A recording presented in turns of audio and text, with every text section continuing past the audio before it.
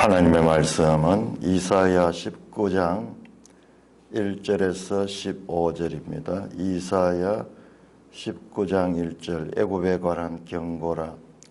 보라, 여호와께서 빠른 구름을 타고 애굽에 임하시리니 애굽의 우상들이 그 앞에서 떨겠고 애굽인의 마음이 그 속에서 녹으리로다.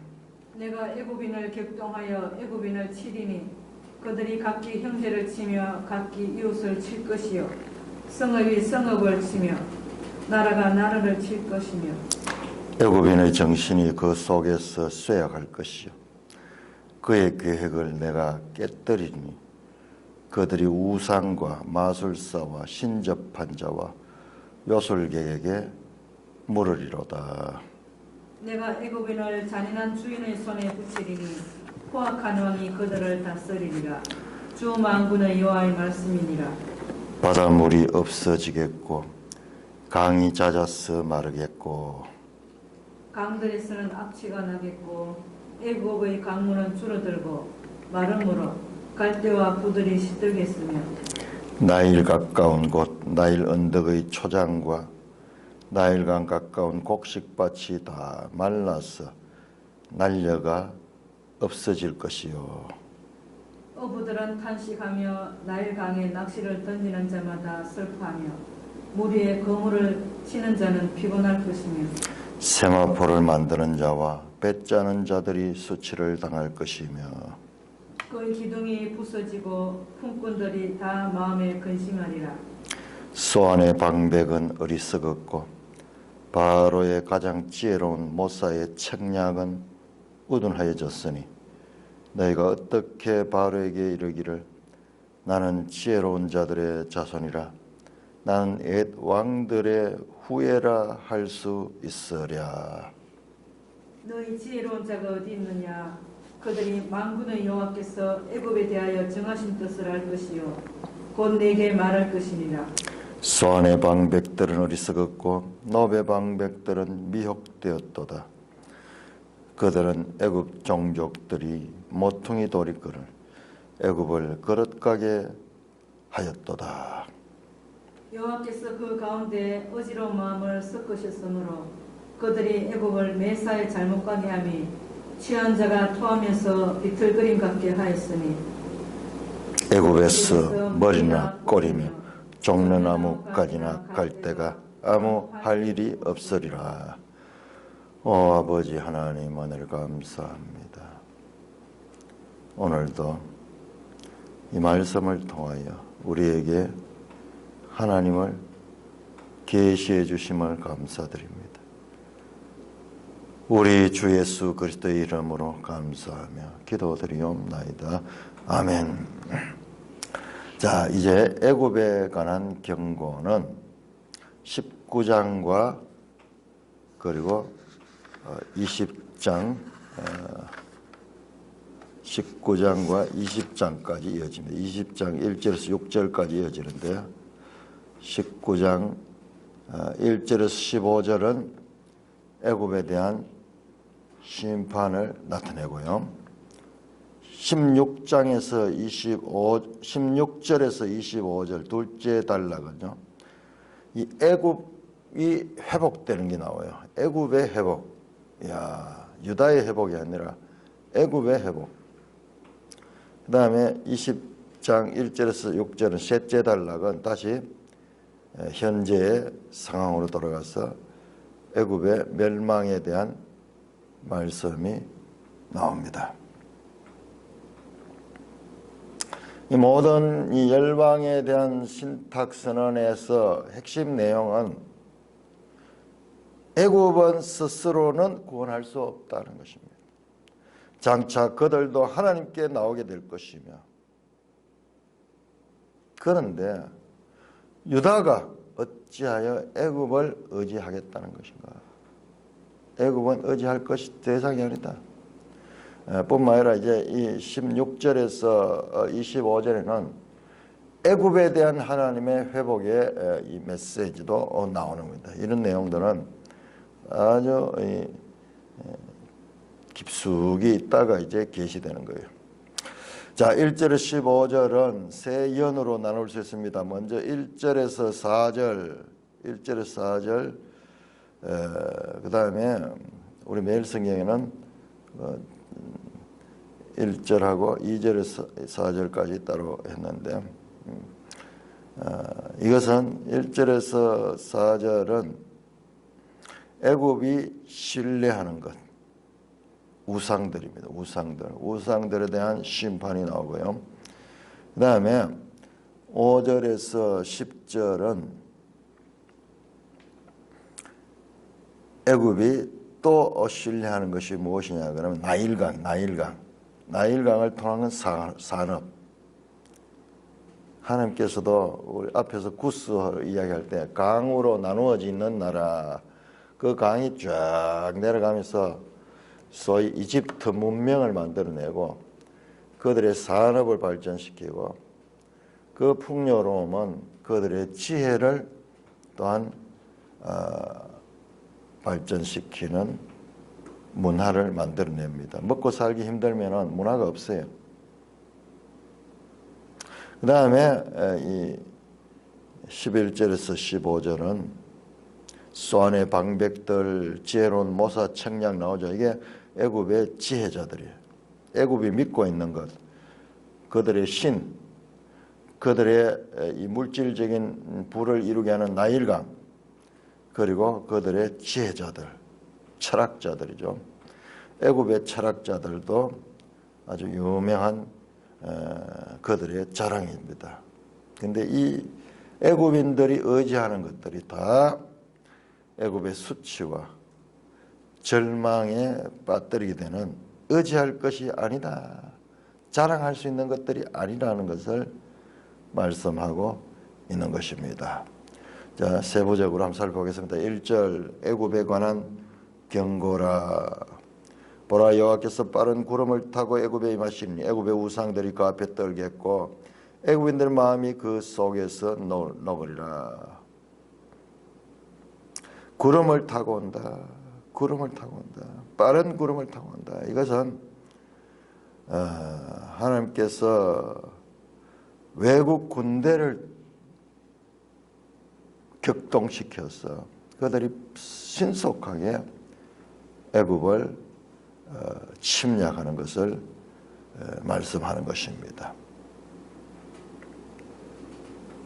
구름은 심판의 위험을 상징하는 성경적 그와 같은 표현입니다.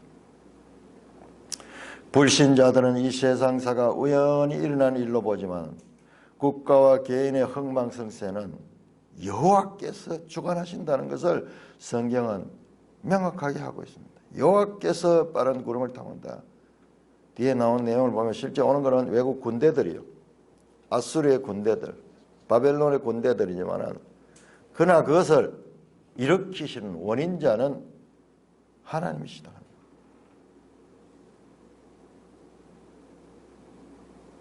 애굽의 우상들이 그 강력한 군대 앞에 아무런 힘을 가집니다. 무력합니다. 애굽의 우상들은 종류가 얼마나 많은지, 소, 아피스 우상, 고양이 우상, 악어, 말똥구리, 뱀, 그리고 여러 식물들도 우상, 수만 가지의 우상들이 있습니다. 그 우상들이 그 앞에서 무력합니다. 그 결과 애굽인들의 마음은 그 중심에서 다 녹아내립니다. 이제는 내가 애굽인을 격동하여 애굽인을 치르니, 애굽인을 격동하여 애굽인을 친다. 동족 간의 전쟁을 말합니다. 내가 하나님께서 하십니다. 그들이 각기 형제를 치며 각기 이웃을 치며 성읍이 성읍을 치며 나라가 나라를 친다. 여기서 나라와 나라는 지역과 지역으로 보는 게 좋아요. 이 애굽 나라 안에서 일어나는 거예요. 전라도 지역과 경상도 지역이, 또는 충청도 지역과 경기도 지역이, 뭐 강남과 강북이, 영남과 영북,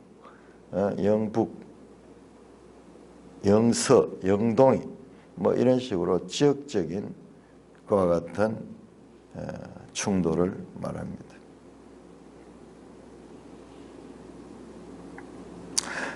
그들이 각기 형제를 친다. 자, 우리 역사를 보면 6.25 사변이 바로 이거예요. 6.25 사변이 바로 이와 같은 거예요. 남과 북이 서로 형제를 치며 이웃을 치는 이것이 하나님의 심판입니다.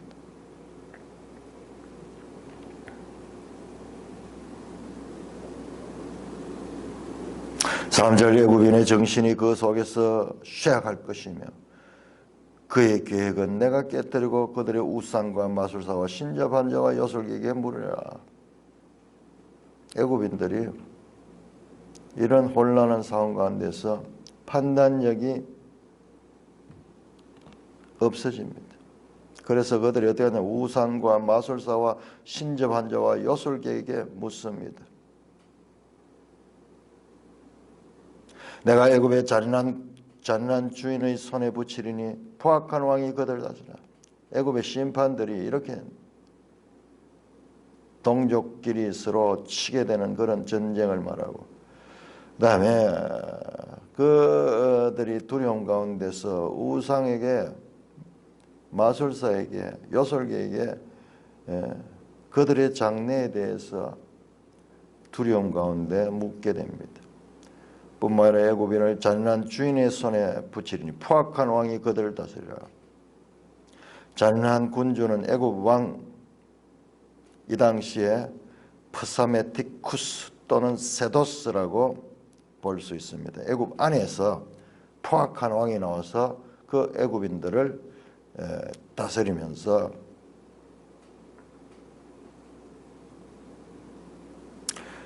우리가 이 애굽 역사를 잘 모르는데 BC 670년에 애굽이 통일되는데, 애굽 안에도 애굽도 큰 나라이기 때문에 그 안에서 문제가 많겠죠.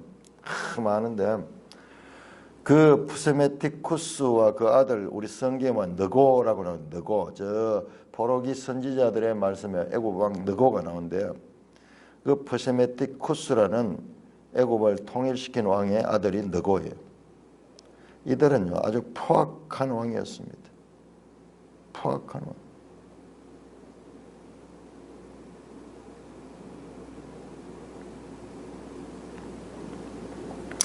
포악한 왕이 그들 주 만군의 여호와의 말씀이라.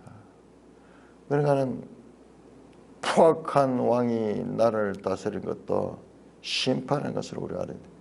심판이 꼭 천재지변이나 이런 것들이 아니라 그 통치자들, 악한 통치자들 또는 어리석은 통치자들이 통치하는 것 자체도 하나님의 심판의 일환이라는 것을 우리는 확인할 수가 있습니다. 5절입니다. 바닷물이 없어지겠고 강이 잦아서 마르겠고. 애굽은 바다와 강을 끼고 있죠. 바닷물이 없어지겠고, 애굽의 부를 가져다 주는 이와 같은 바다와 강입니다. 강.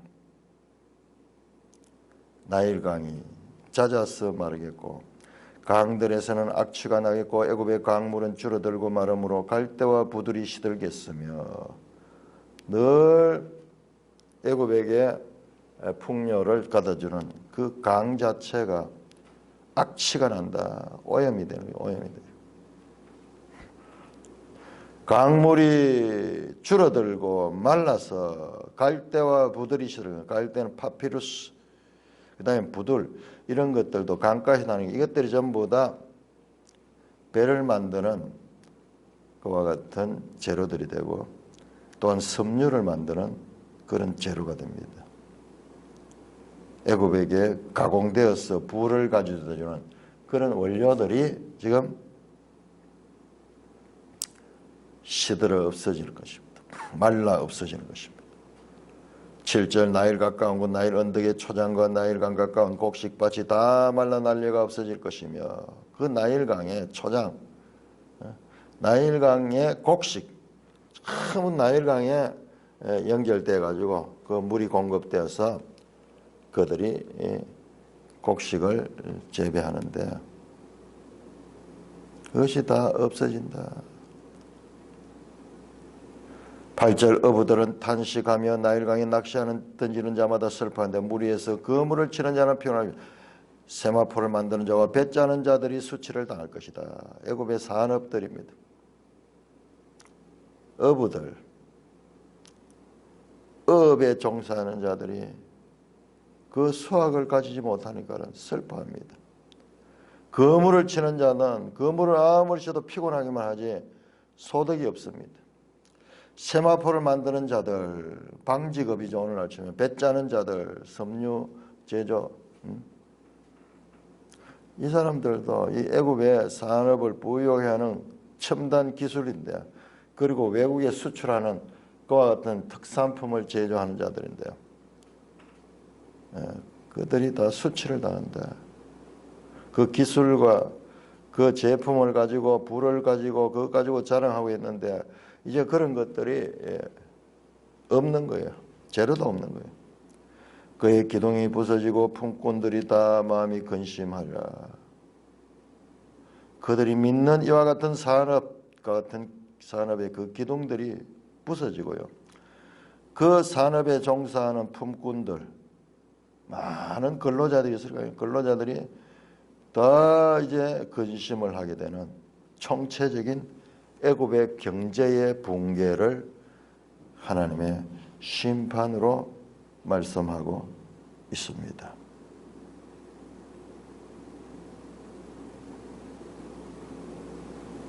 애굽이 자랑하는 나일강, 이 강을 둘러싼 풍부한 물산은 그들을 교만케 했습니다. 하나님은 그들의 자랑을 파멸시킵니다. 나일강은 농업뿐 아니라 상업로와 또 군사로 또는 섬유를 제조하는 그와 같은 많은 재료를 생산하는 그와 같은 그야말로 애굽의 꿀단지였어요. 꿀단지. 그런데 그 애굽의 나일강 지금 말라서 없어지는 것입니다. 자, 우리 이런 표현들을 잘 익숙해놔야 돼. 계시록에 가면은 이 계시록 18장에 가면은 바벨론이 멸망할 적에 나오는 표현들이 전부 이런 것들과 연결이 되어 있습니다.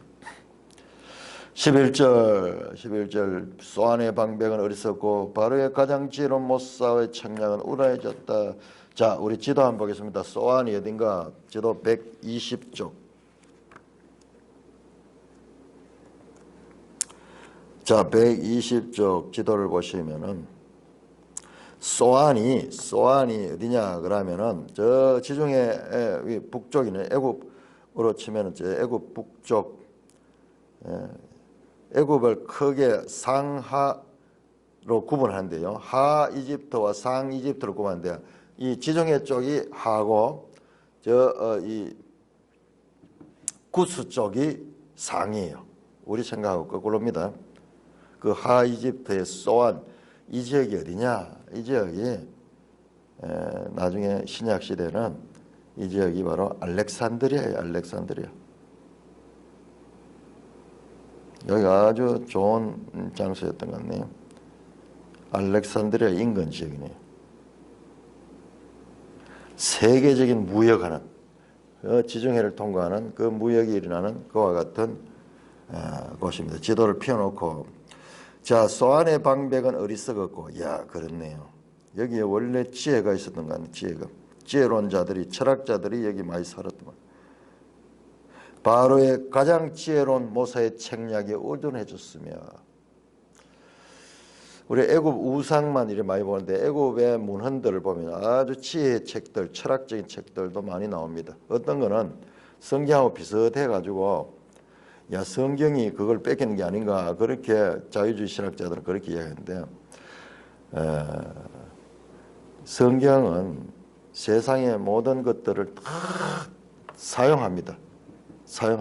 우리 성경은 세상의 속담들도 많이 나오잖아요. 우리 눈높이에 맞춰서 말하죠.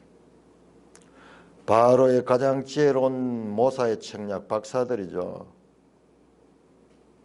그것도 우둔해졌다. 너희가 어떻게 바로에게 이르 나는 지혜로운 자의 자손이라 나는 옛 왕들의 후예라 할 수 있으랴. 이 철학자들이요, 이 지혜가 없어져 버린 거예요. 그 지혜도 하나님이 주신 거고 그 지혜를 하나님께서 거두어가 보니까는 부끄러운 거예요. 우둔해지는 거예요. 12절 너의 지혜로운 자가 어디 있느냐 그들이 만군의 여호와께서 애굽에 대하여 정하신 뜻을 알 것이요. 정말 지혜로운 자는 만군의 여호와께서 애굽에 대하여 정하신 뜻을 알아야 되는데 그리고 내게 말할 것이라. 어리석은 자들이니까는 비본질적인 지혜는 많이 있지만 본질적인 지혜는 없는 거예요. 만군의 여호와께서 애굽에 대한 정하신 뜻을 아는 것이 그것이 참 지혜로운 자인데 지혜로운 자가 없다는 거예요. 너희 지혜로운 자가 어디 있느냐 수사 의문문으로 없다는 거예요. 13절 소안의 방백은 어리석었고 놉의 방백은 미혹됐다. 자, 놉은 어디냐? 놉은 소안에서 내려와서 나일강으로 쭉 내려와서 나오죠. 멤피스라고 불리는 그 지역. 소안, 놉. 그들은 애굽 종족의 모퉁이 돌이거든요. 애굽을 그릇가게 한다. 누구예요? 소안의 방백들, 지혜로운 자들이고 아주 정치 지도자들, 놉의 방백들 마찬가지로 아주 지혜로운 지도자인데 이들이 어리석어져서 애굽 종족들의 무수한 사람들은 이들이 기초 위에 세워지는 이들은 모퉁이 돌과 같은 자들이지만은 이들이 애굽을 그릇가게 만들고 있다는 것입니다. 우리 3장에서 보면 3장 12절에 그들의 지도자들, 그들의 인도자들이 어리석어가지고 혼미해가지고 그들이 오히려 백성을 어리석게 만들고 백성을 어지럽게 만든다고 그랬는데 지금 같은 이야기입니다. 같은 이야기. 참 지혜자는 하나님의 경륜을 아는 것인데 하나님의 경륜을 모르면서 지혜롭다 하는 자가 어디 있느냐. 고린도전서 우리 1장 19절에서 25절에 나왔던 하나님의 지혜와 세상의 지혜. 세상에 지혜 있다는 자들은 하나님의 어리석은 자보다도 더 어리석다는 거예요. 알지 못하는 하나님에 대해서 알지 못하는. 기초석이 잘못 놓였으면 모퉁이 돌. 근본이 없다. 왜? 여호와를 경외하는 것이 지혜와 지식의 근본인데 그 지혜와 지식의 근본이 없기 때문에 애굽 종족들은 잘못된 기초석이 되어서 그 백성들을 그릇가게 한다고 말씀하고 있는 것입니다. 소안 또는 놉 이와 같은 곳은 당시의 왕과 방백들이 거주하는 곳으로 나라를 다스리는 지혜가 여기서 나오는 거예요. 싱크탱크가 있던 곳이에요. 그런데 그것이 어지러워지는 거예요. 자, 우리 성경을 보면서 이게 지금 2700년 전에 기록된 건데 얼마나 생생한지 우리가 이런 것을 역사적이고 그리고 지리적인 이런 것들 확인해 볼 적에 참 놀랍습니다. 14절 여호와께서 그 가운데 어리석은 어지러운 마음을 섞었으며 그들이 매사에 잘못 가게 하면 취한 자가 토함에서 비틀거림 같이 하였다. 그 방백들 가운데 그 마음을 어지럽게 하는 거예요. 마음을. 그래서 그들은 매사에 애굽을 잘못 가게 하면 취한 자가 토함에서 비틀거림 같이 했다. 마음이 잘못되면 행동이 잘못됩니다. 자, 우리가 28장을 한번 28장과 요걸 한번 비교해 보죠. 28장 14절. 자, 우리가 이 성경을 쭉 꾸준하게 읽으면서 같은 책 속에서 나오는 이 관용구 또는 일반적인 표현들을 알고 있으면은 해석이 쉽습니다. 28장 가면 우리가 좀 어려워하는 내용이 나오는데 28장에 유다의 지도자들이요 술 취한 자 같이 그런 내용이 나옵니다. 아주 유명한 내용인데 7절은 그들이 포도주로 말미암아 옆걸음치며 독주로 말미암아 비틀거리며 제사장과 선지자도 독주로 말미암아 옆걸음치며 포도주에 빠지며 독주로 말미암아 비틀거리며 환상을 잘못 풀며 재판할 때 실수하느니 그 모든 상에는 토한 것 더러운 것이 가득하고 깨끗한 것이 없도다. 그러면서 이제 뒤에 쭉 나오는데 그들의 지혜 없음, 어리석음을 나타내는 표현입니다. 자, 여기서 이미 나왔습니다. 자, 그래서 우리가 차근차근 같은 성경도 성경 전체도 모세, 오경, 역사서, 선지서 이것을 체계적으로 읽으면은 어려운 내용이 없어요. 마찬가지로 성경 이사야서 안에도 첫 부분과 중간 부분과 뒷부분을 연속해서 읽어보면은 그 내용들이 생경하지 않습니다. 자, 이렇게 매사에 잘못 가게 하여 취한 자같이 토하면서 비틀거린 같이 했다. 15절부터 애굽에서 머리나 꼬리며 종려나무 가지나 갈대가 아무 할 일이 없으리라. 이거 무슨 말이야? 이것도 앞에 나왔어요. 자, 9장 15절 보세요. 9장 15절. 앞에 나왔는 그 용례를 가지고 해석을 하면은 이게 그게 없으면은 이게 되게 어려운 내용인데 알고 보면은 이게 앞에 나온 용례 9장 15절. 그 머리는 곧 장로와 존귀한 자요 그 꼬리는 곧 거짓말을 가르친 선지자라. 그 앞에 14절에 하루 사이 이스라엘 중에 머리와 꼬리와 종려나무 가지와 갈대를 끊으시니 이 내용 똑같은 말이죠. 15절. 자, 19장 15절 애굽에서 머리나 꼬리며 종려나무 가지나 갈대가 아무 할 일 없으라. 자, 9장 15절에서 나왔던 용례대로 이건 뭐냐 그러면 머리나 꼬리 종려나무 가지나 갈대 애굽의 높은 자나 낮은 자 구별 없이 애굽의 총체적으로 꼬리는 갈대와 연결되고 종려나무는 이 머리에 해당되고 높은 자나 낮은 자나 모든 사람이 아무 할 일이 없다. 어떻게 해서 하나님께서 그 마음에 어지러운 마음을 섞어버린 거는 아무 할 수 없다. 무기력한 사람의 지혜를 보인다. 애굽이 자랑하는 지혜 그것이 무기력하다. 머리끝에서 발끝까지 탑 투 바텀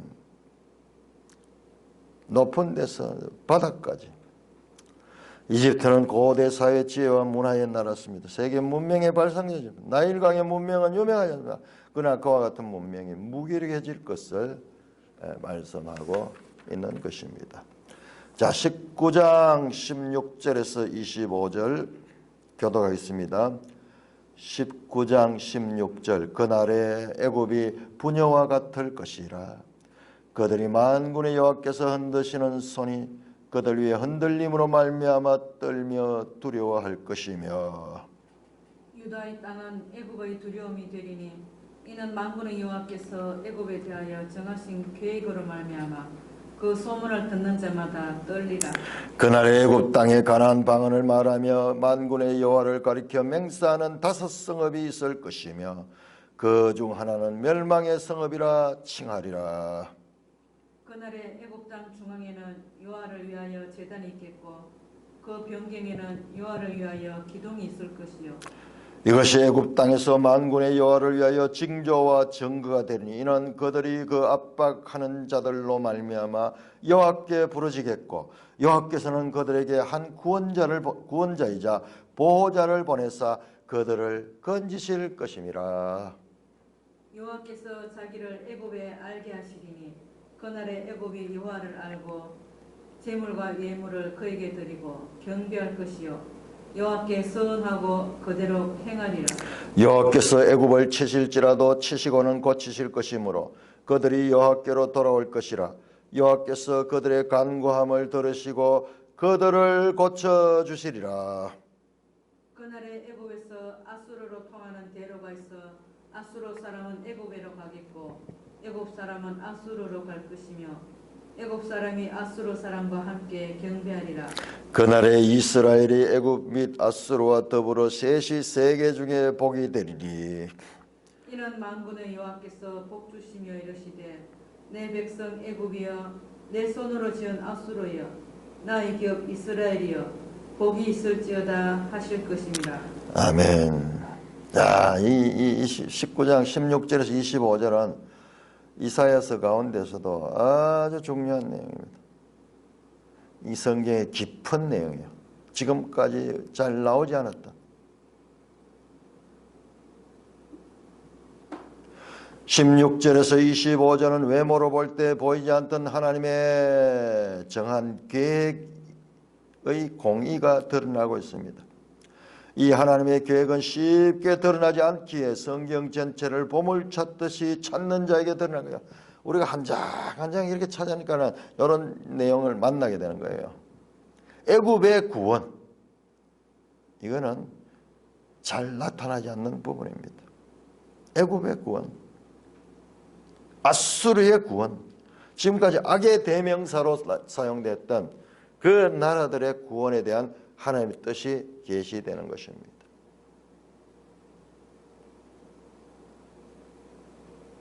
이것은 선지서를 깊이 보지 아니하면 알 수 없는 내용이에요. 언뜻 보면 이스라엘의 하나님, 이스라엘의 대적들은 원수로 하나님이 이원론적으로 자기 백성과 남의 백성을 구별하는 걸로 말하는 것 같지만 아니에요.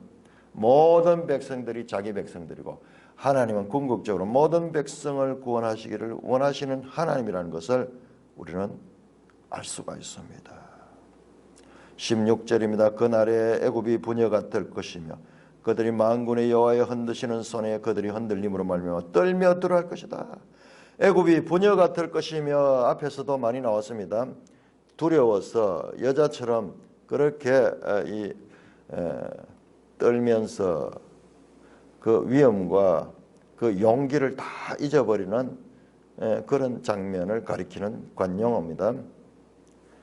만군의 여호와께서 흔드시는 손에 그들이 흔들림으로 말미암아 떨며 들어가. 하나님께서 애굽을 흔들어 버리거든요.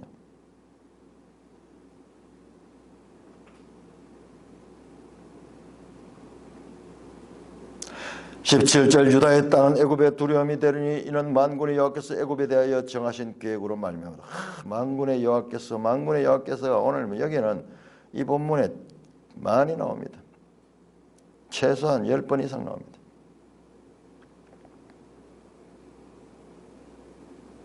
만군의 여호와께서 애굽에 대하여 정하신 계획,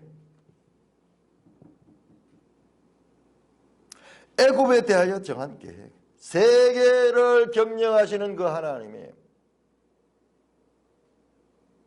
그 애굽에 대한 계획이 있다 말이에요.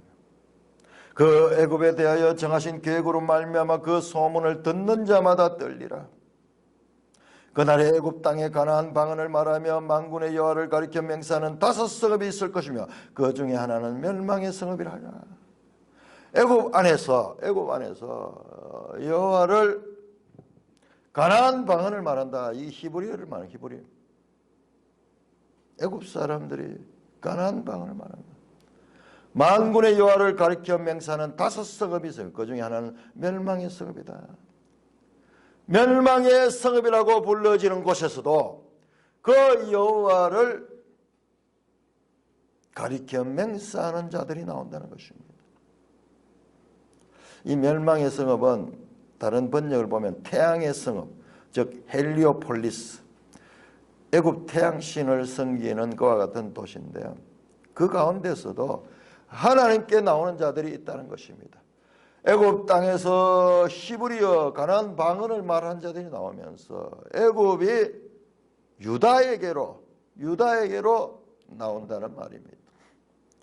19절은 그날에 애굽 땅 중앙에는 여호와를 위한 제단이 있겠고 그 벽에 여호와를 위해 기둥이 있을 것이며 그날에 애굽 땅 중앙에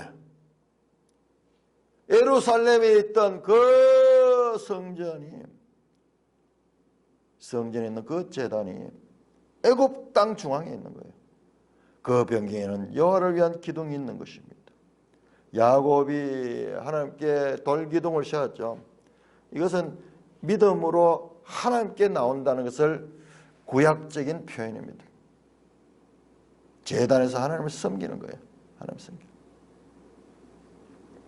이것이 애굽 땅에서 만군의 여호와를 위하여 징조와 증거된다. 이 애굽 땅이 여호와를 위하는 그와 같은 자들이 나오고 그것을 봐서 바로 만군의 여호와를 숭배하는 자들이 애굽에 있는 것을 알게 되는 징조와 증거가 된다는 겁니다. 이는 그들이 압박하는 자로 말미암아 여호와께 부르짖겠고 여호와께서는 그들에게 한 구원자 보온자를 보내사 그들을 건지실 것이다. 하나님께서 지금 빠른 구름처럼 그 외부의 군대를 통해서 애굽을 징계할 적에 그들은 압박당합니다. 그런데 그들이 그 압박으로 말미암아 여호와께 부르짖는다. 여호와께서는 그들에게 한 구원자와 보호자를 보내사 그들을 건지신다. 놀라운 말씀. 이거는 우리가 이 성경을 깊이 보지 않으면 발견할 수 없는 너무나 중요한 말씀입니다. 이게 바로 출애굽할 때 이스라엘에게 일어났던 일이 지금 애굽에게 동일하게 일어난 것입니다. 그 당시에 하나님의 대적이고 하나님의 원수고 하나님의 심판의 대상이었던 그 애굽이 이제는 이스라엘과 동일하게 그들이 구원의 대상으로 나타납니다. 자, 우리 출애굽기 3장처럼 출애굽기 3장 이게 정교하게 실제로 이스라엘의 고난과 애굽의 고난을 지금 평행시키고 있어요. 출애굽기 3장 7절 보시면 3장 7절 여호와께서 이르시되 내가 애굽에 있는 내 백성의 고통을 분명히 보고 그들이 그들의 감독자로 말미암아 부르짖음을 듣고 그 근심을 알고 내가 내려가서 지금 보세요. 애굽도 지금 압박한 자들로 말미암아 여호와께 부르짖잖아요. 마찬가지로 이스라엘도 감독자들과 그들을 압박하는 자로 말미암아 그 고통 가운데 부르짖었는데 이제는 애굽이 그렇게 합니다. 그리고 여호와께서는 때문에 그 애굽의 부르짖음을 외면하지 않고 이스라엘에게 했듯이 여호와께서는 그들에게 한 구원자가 보호자를 보낸다. 8절 내가 내려가서 출애굽기 3장 8절 그들을 애굽 손에서 건져내고 그들을 그 땅에서 인도해낸다. 하나님이 누구신가? 과거 이스라엘을 구원할 때와 똑같은 방법으로 애굽을 구원하시는 하나님. 그건 뭐야? 우리 인간의 머리로서는 이해할 수 있는 그런 분량이 아닙니다. 14장에 나오죠. 이것은 세계를 경영하는 하나님의 경영입니다. 그럼 이스라엘은 뭐냐? 이스라엘은 하나님이 세계를 경영하는 것에 한 모델로서 사용된 것이고 이스라엘에게 베풀어진 것과 같은 구원은 애굽에도 베풀어질 것이며 지금 현재 악의 대명사로 나타나는 아수르에게도 동일하게 베풀어진다는 것을 우리는 알아야 됩니다. 이게 성경이고 이게 하나님의 말씀이에요. 우리가 믿는 하나님이 바로 이와 같은 하나님이에요. 세상의 우상들과 세상의 다른 종교들과는 근본적으로 다릅니다. 왜? 이 모든 세상의 것은 하나님의 것이기 때문에 그래요. 사탄조차도 하나님의 도구이지 하나님의 적대적인 대상이 될 수 없어요. 그를 통해서도 하나님은 도구로 사용합니다. 하나님과 대적할 수 있는 자는 천상천하 어디에도 없습니다. 그러면 왜 성경에는 그들이 그렇게 나오냐? 일시적으로 그들을 통하여 하나님의 뜻을 이루는 거예요. 사탄이 지금 어떻게 하느냐? 그 사탄의 세력으로부터도 굴하지 않고 이겨내는 자들을 만들어내는 것이고 궁극적으로는 이스라엘에게 행해진 것이 온 땅에 다 베풀어지는 것입니다. 20절입니다. 여호와께서는 그들에게 한 구원자와 한 보호자를 보내사 그들을 건지실 것이며 애굽을 이스라엘을 건졌듯이 애굽도 건집니다. 여호와께서 자기를 애굽에 알게 하시리니 그날에 애굽이 여호와를 알고 재물과 예물을 그에게 드리고 경배하리. 그날에는 애굽이 이제 하나님을 알게 되는 거예요. 하나님을 알게 되는. 자, 우리 11장 9절 한번 볼까요? 11장 9절. 11장 9절. 이는 물이 바다 덮음같이 여호와를 아는 지식이 온 세상에 가득할 것이다. 지금 애굽을 이야기하지만 애굽만이 아니에요. 애굽만이 아니라 온 세상을 대표하는 상징으로서 애굽이 지금 사용됩니다. 여호와를 알게 된다. 여호와를 알게 된다. 그날에 애굽이 여호와를 알고 제물과 예물을 그에게 드리고 경배할 것이며 오직 하나님만이 우리가 경배할 뿐이고 하나님만이 우리의 참 신이시구나. 그것을 깨닫게 되는 거예요. 우상을 버리고 나오는 거예요. 여호와께 서원하고 그대로 행할 것이다. 여호와께서 애굽을 치실지라도 치시고는 고치실 것이므로 그들이 여호와께로 돌아올 것이다. 여호와께서 그들의 간구함을 들으시고 그들을 고쳐주시라. 치시고는 고치신다. 마침내 회개하고 하나님을 바르게 믿고 구원의 대상이 되도록 그들을 고치실 것이다.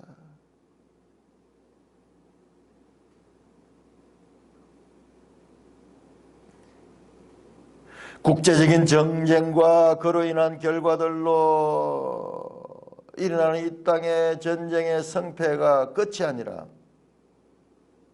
오히려 우리가 2장에서 나왔듯이 2장 2절 4절에 나왔듯이 온 세계가 예루살렘으로 돌아오는 거예요. 예루살렘으로 올라오는 거예요. 여기에 여호와의 말씀을 배우러 올라오는 거예요. 여호와의 말씀을 배우는 거예요. 자, 우리 2장 다시 한번 봅시다. 2장 2절에서 4절. 말일에 여호와의 전이 산의 모든 높은 산 꼭대기에 설 것이며 모든 작은 산 위에 뛰어나니 만방이 거리로 모여들 것이며 많은 백성이 가며 이르기를 오라 우리가 여호와의 산에 오르며 야곱의 하나님의 전에 이르자 그가 그의 길을 우리에게 가르칠 것이며 우리가 그 길로 행하리라 하리니 이는 율법이 시온에서 나올 것이요 여호와의 말씀이 예루살렘에서 나올 것이라. 그가 열방 사이에 판단하시며 많은 백성을 판결하시니 우리가 그들의 칼을 쳐서 보습을 만들고 그들의 창을 쳐서 낫을 만들시며 이 나라와 저 나라가 다시는 칼을 들고 서로 치지 아니하며 다시는 전쟁을 연습하지 아니하는 그 날에 대한 그 말씀이 지금 여기 애굽에서 지금 적용되는 겁니다. 자, 25장 이사야 25장 16절.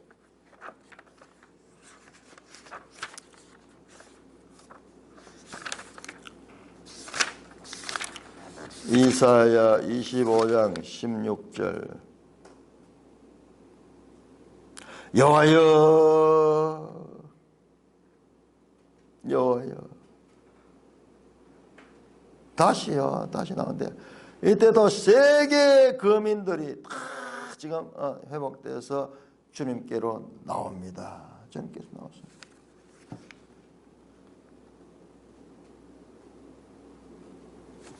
(25장 6절)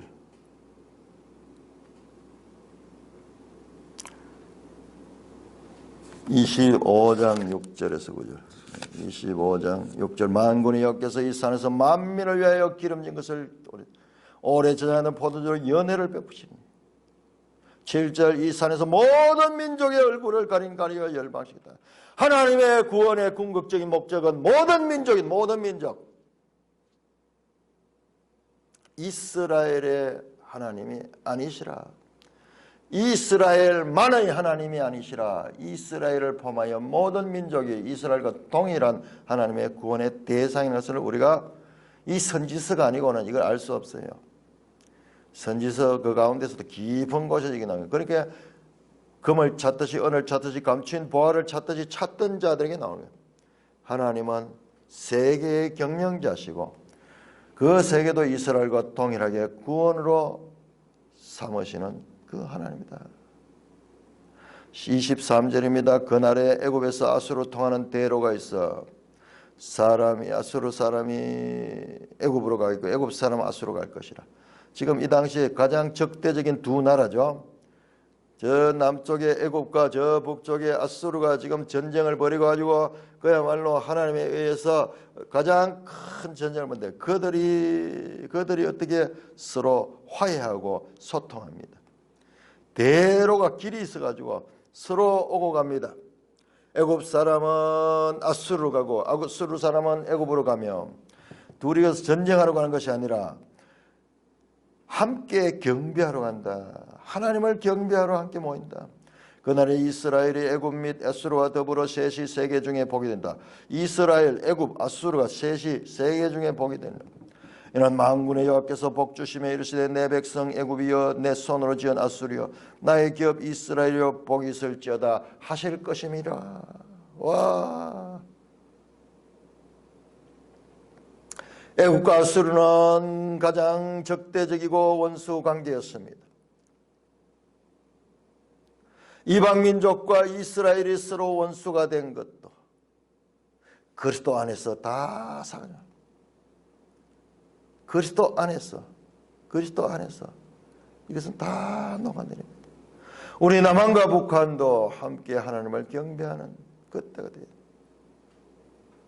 하나님의 정하신 계획은 애굽을 단지 압제당에서 구원하실 뿐만 아니라 아수르와 더불어서 이스라엘과 더불어서 다 함께 하나님을 섬기게 하십니다. 애굽과 아수르는 이제 서로 공격하기 위해서 또는 약삭빠른 무역 거래를 위해서 국경을 넘나드는 것이 아니라 이스라엘이 하나님을 경배하기 위하여 국경을 오고 가게 됩니다. 이스라엘은 저 북동부의 아시리아와 남서부의 애굽 양극단 사이에서 하나님이 아브라함에게 약속하신 것을 성취하시고 모든 민족에 네가 복이 근원이 될 것이다. 이스라엘은 세상에 복이 될 것이며 하나님의 복은 이렇게 퍼져나갈 것입니다. 내 백성 애굽이여 내 손으로 지은 아수르여 나의 기업 이스라엘이여. 하나님의 속 깊은 이야기가 여기서 보입니다. 우리 이거 못 보면은 하나님을 지금 애굽과 아수르는 마귀의 새끼들이라서 영원히 멸망되어야 될 것이라고 생각하는데 그렇지 않아요. 그들이 하나님의 구원의 대상이다.